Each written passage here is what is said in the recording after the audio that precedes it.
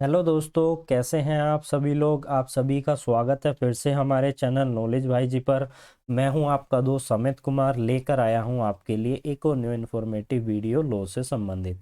आज की जो ये हमारी वीडियो होने जा रही है, ये एआईबी जो 2023 एग्ज़ाम होगा 5 फरवरी को, उससे संबंधित है। जो भी व्यक्ति एआईबी एग्ज़ाम 2023 की प्रिपरेशन कर रहा है, उन सभी के लिए आज की वीडियो बहुत ही महत्वपूर्ण होने वाली है। आज मैं इस वीडियो के माध्यम से आप सभी के साथ कुछ ऐसे प्रश्नों को डिस्कस करूंगा जिनकी संभावना है कि उन्हें पूछा जा सकता है। मैं आपको 100% श्योरिटी नहीं दे सकता कि यही प्रश्न आएंगे और ना ही ऐसा होगा। तो हमें प्रिपेयर करने के लिए कुछ कंटेंट्स के बारे में हमें पता होना चाहिए और क्या क्या कौन कौन से इम्पोर्टेंट्स हैं जो कि पहले भी पूछे जा चुके हैं। तो उन्हीं से संबंधित कुछ प्रश्न हैं जो आज हम इस वीडियो में डिस्कस करेंगे। तो जो भी एग्ज़ाम की तैयारी कर रहे हैं वो हमारे चैनल को सब्सक्राइब कर लीजिए, क्योंकि आने वाली इस वीडियो में भी मैं कुछ बहुत सारे महत्वपूर्ण प्रश्नों को कवर करने जा रहा हूं। जब तक आपका एग्ज़ाम नहीं हो जाता, हम बहुत सारी वीडियोस के अंदर बहुत सारे क्वेश्चंस को डिस्कस करेंगे ताकि आपकी अच्छी प्रिपरेशन हो सके। तो सबसे पहला प्रश्न हमारा क्या है? सबसे पहला प्रश्न है कि prohibition of child marriage act 2006, यहीं से क्वेश्चन में से ही एक और क्वेश्चन बन गया। यानी कि आपसे पूछा जा सकता है कि prohibition of child marriage act कब बना था, कब का ये एक्ट है। तो यहाँ पर आपको बताना होगा कि ये एक्ट 2006 का है। तो इस तरीके से भी आपसे पूछा जा सकता है। और यहाँ का पहला प्रश्न क्या है कि the commission of an offence under the prohibition of child marriage act 2006 are, क्या हम इसे क्या कहेंगे? इसके अंदर जो ऑफेंसेस दिए गए हैं, क्या वो कॉग्निजेबल ऑफेंस है, बेलेबल ऑफेंस है, non cognizable non bailable offence है, कॉग्निजेबल नॉन बेलेबल ऑफेंस है और नॉन कॉग्निजेबल और बेलेबल ऑफेंस है? तो आप इसको थोड़ा सा, अगर आपको पता है तो आप हमें कमेंट करके बता सकते हैं कि इसका ये आंसर है। फिर भी मैं आपके साथ आपको डिस्कस कर लेता हूं कि इसका उत्तर क्या है, आपके अनुसार क्या हो सकता है। अगर आपको नहीं पता है तो इसका आंसर है कॉग्निजेबल और नॉन बेलेबल ऑफेंस को डिफाइन किया गया है prohibition of child marriage act 2006 के अनुसार, जिन्हें हम कहते हैं संज्ञेय और गैर जमानती अपराध। संज्ञेय यानी कि जो गंभीर प्रवृत्ति के अपराध होते हैं। नॉन बेलेबल हम उन्हें अपराध को कहते हैं जिनमें आपके पास बेल का राइट नहीं होता, लेकिन आपको बेल मिल जाती है सीनियर कोर्ट्स के अंदर। वो देखते हैं आपके ग्राउंड्स को, आपका पीछे का बैकग्राउंड क्या है, आप क्या कंटिन्यू ऑफेंडर तो नहीं है। तो इस तरीके से तो थोड़ा सा क्वेश्चन में से ही क्वेश्चन बन के निकल सकता है, इसको भी आपको ध्यान में रखना है। अब इसका हमारा आंसर है 3 नंबर, कॉग्निजेबल और नॉन बेलेबल ऑफेंस के बारे में बताया गया है prohibition of child marriage act 2006 के अंदर। दूसरा प्रश्न है कि आर्बिट्रेशन प्रोसीडिंग कौन सी प्रोसीडिंग होती है? क्या वो जुडिशियल प्रोसीडिंग होती है जिसे हम कहते हैं न्यायिक कार्रवाई? क्या वो क्वासी जुडिशियल प्रोसीडिंग होती हैं जिसे हम कहते हैं अर्ध न्यायिक कार्रवाई? या फिर वो एडमिनिस्ट्रेटिव प्रोसीडिंग होती है, प्रशासनिक कार्रवाई हम कह सकते हैं। तो एडमिनिस्ट्रेटिव प्रोसीडिंग के अंदर कौन सी प्रोसीडिंग होती है, तो ये आपको बताना है। अगर नहीं पता है आपको तो मैं आपको बता देता हूँ। क्वासी जुडिशियल जो प्रोसीडिंग है आर्बिट्रेशन प्रोसीडिंग के अंतर्गत शामिल होती है। अब बात करते हैं थर्ड क्वेश्चन के बारे में। ये हमारा प्रीवियस ईयर के क्वेश्चन पेपर में पूछे गए थे, तो संभावना रहती है कि इन्हें आगे भी पूछा जा सकता है। तो इसके बाद हमारा प्रश्न है एड एचओसी आर्बिट्रेशन किसे कहते हैं? तो क्या होती है तदर्थ मध्यस्थता किसे कहते हैं? क्या ये it is a proceeding administered by the party themselves with the rule created solely for the specific cases? क्या पहला आंसर है party make their own arrangement with respect to all aspect of the arbitration included rule and law. तीसरा, the seals of arbitration, the language, scope, issuance to be resolved by, या all of the above। तो आपके अनुसार कौन सा प्रश्न का answer है? तो हिंदी में भी थोड़ा डिस्कस कर लेते हैं, क्योंकि हिंदी मीडियम के स्टूडेंट हैं उनको हिंदी में अच्छे से समझ में आता है, इंग्लिश मीडियम के स्टूडेंट हैं उनको इंग्लिश में पढ़ के अच्छे से समझ में आ जाता है। तो हिंदी में पढ़ते हैं कि तदर्थ मध्यस्थता क्या होती है। यह केवल उन विशिष्ट मामलों के लिए बनाए गए नियमों के साथ पार्टी द्वारा प्रशासनित एक कार्रवाई है, या फिर पार्टी मध्यस्थता से सभी पहलुओं के संबंध में कानून और नियमों को शामिल करते हुए अपने ओवन व्यवस्था करती है, या फिर मध्यस्थता की भाषा गुजारिश मुद्दों को हल करने की मोहर है, या उपरोक्त सभी। तो आपके अनुसार क्या किसे कहेंगे? एडाचोसी आर्बिट्रेशन, तदर्थ मध्यस्थता किसे कहेंगे? तो इनके अंदर ये सारी चीजें जो है वो शामिल होती हैं। तो इसका आंसर क्या होगा? All of the above. अब हम बात करते हैं नेक्स्ट क्वेश्चन के बारे में। सबसे पहला आपसे ये पूछा जा सकता है, मैन से प्रॉफिट होता क्या है? ये भी आपसे पूछा जा सकता है। इस प्रश्न में पूछा गया है कि मैन से प्रॉफिट को सीपीसी के किस सेक्शन के अंतर्गत डिफाइन किया गया है? क्या इसे सेक्शन 24 में डिफाइन किया है, 214 में, और 26 में, और 212 में? जो सेक्शन 2 है वो डेफिनेशन के बारे में बात करती है, उसी के सेक्शन 212 के अंतर्गत जो है बताया गया है मैन से प्रॉफिट के बारे में। इसके अलावा आपसे ये भी पूछ लिया जाएगा मैन से प्रॉफिट होता क्या है? तो मैन से प्रॉफिट ये होता है जब आप किसी दूसरे व्यक्ति की प्रॉपर्टी को लेकर उससे प्रॉफिट गेन करते हैं, तो उसे हम मैन से प्रॉफिट कहते हैं। उसे हम क्या कहते हैं? मैन से प्रॉफिट कहते हैं, मध्य लाभ हम उसे कहते हैं। अब हम बात करते हैं नेक्स्ट क्वेश्चन के बारे में। नेक्स्ट क्वेश्चन है हमारा कि कितनी तरह की प्रिजम्पशन है जो कि सुप्रीम कोर्ट के द्वारा क्लासिफाई की गई है? क्या परसुएसिव प्रिजम्पशन और प्रिजम्पशन ऑफ फैक्ट है, कंप्लायंस प्रिजम्पशन और प्रिजम्पशन ऑफ लॉ जिसे हम रिव्यूटेबल प्रिजम्पशन भी कहते हैं, इररिव्यूटेबल प्रिजम्पशन ऑफ लॉ, और कंक्लूसिव प्रिजम्पशन। तो कितनी तरह की प्रिजम्पशन जो है सुप्रीम कोर्ट के द्वारा क्लासिफाई की गई है? तो इन सभी का आंसर है ऑल ऑफ द अबो। इन सभी को सुप्रीम कोर्ट के द्वारा क्लासिफाई किया गया है। अब हम बात करते हैं हमारे नेक्स्ट क्वेश्चन के बारे में।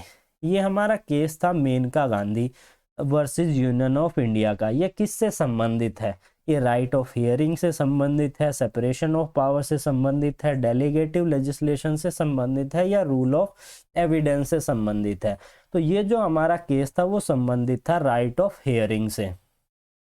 तो इन सभी प्रश्नों को आपको याद रखना है। सबसे महत्वपूर्ण प्रश्न है, सबसे इजी प्रश्न है, पूछने की संभावना हमेशा रहती है, क्योंकि आप एक एडवोकेसी में इंटर हो रहे हो, तो आपको पता होना चाहिए कि एडवोकेट एक्ट कब फोर्स में आया था।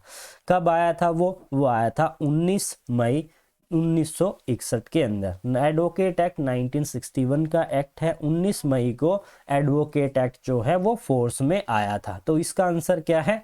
इसका आंसर है ए। अब हम समझते हैं एक और क्वेश्चन को कि ये थोड़ा सा ट्रिकी है, लेकिन आपको पता चल जाएगा, इजीली समझ में आ जाएगा। यहाँ पर बताया गया है कि railway servant was killed in the bus accident during the employment, his family member में क्लेम कंपनसेशन। यानी कि एक रेलवे का सर्वेंट है जो कि बस चलाते हुए एक्सीडेंट में उसकी मृत्यु हो जाती है, तो वो क्लेम कहाँ से ले सकता है? किस एक्ट के अनुसार ले सकता है? क्या वो मोटर व्हीकल एक्ट के अनुसार क्लेम ले सकता है, या फिर वो एम्प्लॉय कंपनसेशन एक्ट के अनुसार क्लेम ले सकता है, या वो इन दोनों से, या फिर ए या बी? या तो ए से मोटर व्हीकल एक्ट से, या फिर एम्प्लॉयमेंट कंपनसेशन एक्ट से। तो आपके अनुसार क्या है? कमेंट करके ज़रूर बताइए, क्योंकि आप अगर कमेंट करेंगे तो हमें अच्छे से पता चल जाएगा कि आपने भी रिवीजन की है। तो आप जैसे ही आप यहाँ पर पहुँचे, वीडियो को पॉज करें, कमेंट करें, उसके बाद आप आगे बढ़े, क्योंकि आगे तो मैं आंसर आपको बता ही दूंगा ना। तो अगर आप गलत भी देते हैं तो भी कोई प्रॉब्लम नहीं है। तो इसका आंसर है, या तो आप कर सकते हैं मोटर व्हीकल एक्ट के अनुसार, या आप कर सकते हैं एम्प्लॉयमेंट कंपनसेशन एक्ट के अनुसार। तो इसका आंसर है एदर अंडर ए और अंडर बी, यानी इन दोनों में से एक में आप कर सकते हैं। अब बात करें नेक्स्ट क्वेश्चन के बारे में, तो कास्टिंग कोच का क्या मतलब होता है और किस चीज़ से रिलेटेड है बॉलीवुड के अंदर? क्या ये सेक्सुअल असोल्ट से संबंधित है, क्या ये सेक्सुअल हैरेसमेंट से संबंधित है, या इन दोनों में से किसी एक से, या इन दोनों से संबंधित है?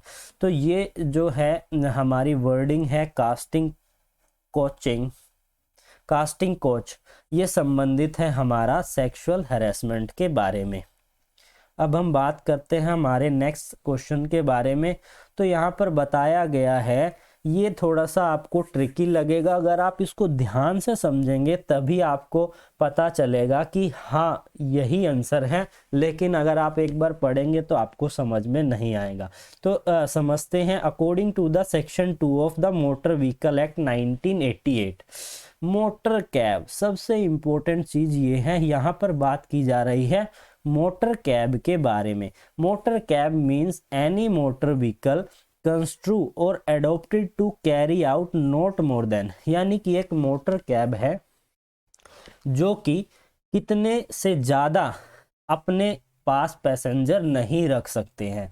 तो यहाँ पर बताया गया है 5 पैसेंजर ड्राइवर को शामिल करते हुए, 6 पैसेंजर ड्राइवर को शामिल करते हुए, 5 पैसेंजर ड्राइवर के अलावा और 6 पैसेंजर ड्राइवर के अलावा। तो आप इसे वीडियो को पॉज कीजिए, थोड़ा सा अपना माइंड लगाइए और अपना आंसर दीजिए। कोई दिक्कत नहीं है, गलत होता है गलत हो जाने दीजिए, लेकिन एक बार आप कोशिश कीजिए।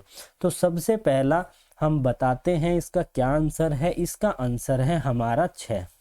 आप इसको देखकर बिल्कुल कंफ्यूज हो गए होंगे, आपको लग रहा होगा ए आंसर है, लेकिन इसका 4 आंसर है, 6 पैसेंजर ड्राइवर को छोड़कर। ऐसा क्यों है? क्योंकि यहाँ पर बात की जा रही है कैब की, ना कि कार की बात की जा रही है। तो जो मोटर कैब है वो एक बड़ी वैन की तरह होती है, तो वहाँ पर 6 पैसेंजर ड्राइवर को छोड़कर उसके अंदर शामिल किए जा सकते हैं। अब हम बात करते हैं हमारे नेक्स्ट क्वेश्चन के बारे में, जो कि काफ़ी इम्पोर्टेंट है, पूछने की संभावना है। National consumer protection commission was made and how many member included? कितने मेंबर के द्वारा ये बनाई जा सकती है? नेशनल कंज्यूमर प्रोटेक्शन कमीशन, उपभोक्ता राष्ट्रीय उपभोक्ता संरक्षण आयोग में कितने सदस्य द्वारा इसे बनाया जा सकता है? तो इसका क्या आंसर है आप बताइए। मेरी तरफ से आंसर है 5 मेंबर। अगर आपको ये गलत लगता है तो आप कमेंट करके बताइए कि मेरा आंसर सही है या गलत है। अब चलते हैं नेक्स्ट प्रश्न के ऊपर। नेक्स्ट प्रश्न क्या है? नेक्स्ट प्रश्न ये है कि कौन सी सेक्शन है Hindu adoption and maintenance act 1954 की? यहाँ पर फिर से एक और क्वेश्चन आ गया है, यहाँ से भी आपके सामने एक प्रश्न बन सकता है कि हिंदू एडॉप्शन और मेंटेनेंस एक्ट कब एनेक्ट हुआ था, किस साल का ये एक्ट है? तो 1956 का ये एक्ट है। यहाँ पे क्या पूछा जा रहा है? यहाँ पर पूछा जा रहा है कि हिंदू एडॉप्शन और मेंटेनेंस एक्ट 1956 के किस सेक्शन के अनुसार यह बताया गया है जो बात करता है मेंटेनेंस के अमाउंट के बारे में? क्या सेक्शन 21, 22, 23 और 24? तो कौन सा सेक्शन है? वीडियो को पॉज कीजिए, थोड़ा सा दिमाग लगाइए और ब्रेन थोड़ा सा रिवाइज कीजिए अगर आपने पढ़ रखा है। अगर आपने नहीं पढ़ रखा है तो फिर आप इसका जवाब नहीं दे पाएंगे, तो आप इस वीडियो से इस चीज़ को याद रखिए। तो इसका हमारा आंसर है सेक्शन 23। सेक्शन 23 बात करता है अमाउंट ऑफ मेंटेनेंस के बारे में, Hindu adoption and maintenance act 1956 का। अब हम बात करते हैं हमारे अगले प्रश्न के बारे में। अगला प्रश्न क्या है, इसे हम हिंदी में समझते हैं ताकि आपको अच्छे से समझ में आ जाए। निम्नलिखित में से किस वाद में सर्वोच्चतम न्यायालय ने सर्वप्रथम जीवन के अधिकार को स्वास्थ्य के अधिकार और अन्य स्वास्थ्यकर स्थितियों के विस्तार के संबंध में प्रश्न पर गौर करने का प्रयास किया था। तो ऐसा कौन सा केस था जिसमें यह कहा गया था कि जो जीवन का अधिकार है वो स्वास्थ्य के अधिकार और अन्य स्वास्थ्यकर परिस्थितियों के विस्तार के संबंध में उसके प्रश्न पर गौर करता है। तो आपके अनुसार कौन सा जवाब है? आप वीडियो को पॉज कीजिए, थोड़ा सा दिमाग में माइंड में क्लिक करने की कोशिश कीजिए और फिर आप अपना जवाब दीजिए। तो सबसे पहले हम बात करें, इसका आंसर है इसका आंसर है rural litigation and entitlement versus state of Uttar Pradesh. इस केस में यह कहा गया था कि सर्वोच्च न्यायालय ने सर्वप्रथम जीवन के अधिकार को स्वास्थ्य के अधिकार और अन्य स्वास्थ्यकर स्थितियों के विस्तार के संबंध में गौर किया था इस केस के अंतर। तो केस लॉ जो है वो आपसे एज इट इज पूछे जा सकते हैं और थोड़ा सा उनको क्लिक करके, लेकिन फिर भी वो काफ़ी ज़्यादा मिलते जुलते हो सकते हैं। अब हम बात करें हमारे नेक्स्ट क्वेश्चन के बारे में। तो नेक्स्ट क्वेश्चन क्या है? नेक्स्ट क्वेश्चन आपके सामने है कि बेसल कन्वेंशन रिलेटेड है किस चीज़ से? इन सभी में से किस चीज़ से संबंधित है? International trade and endangered species of world fauna और flora, climate change, protection of ozone layer, cross control of cross board movement of hazardous waste and its disposal. Hindi में समझते हैं ताकि आपको और अच्छे से समझ में आ जाए कि भाई बेसल कन्वेंशन को इन सभी में से किससे संबंधित है? वन जीवन और वन की लुप्त प्रजातियों के अंतर्राष्ट्रीय व्यापार से, जल परिवर्तन से, ओजोन परत का संरक्षण से, खतरनाक कचरे और निपटान की सीमाओं पर पार आवाजाही का नियंत्रण।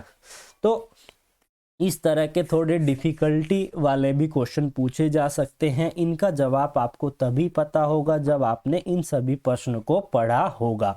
तो इसका जवाब क्या है? इसका जवाब है fourth, control of close board of movement of hazardous waste and its disposal, यानी कि खतरनाक कचरे और उसके निपटान की सीमाओं पर आवाजाही का नियंत्रण बात करता है बेसल कन्वेंशन के बारे में, जो कि इससे संबंधित है।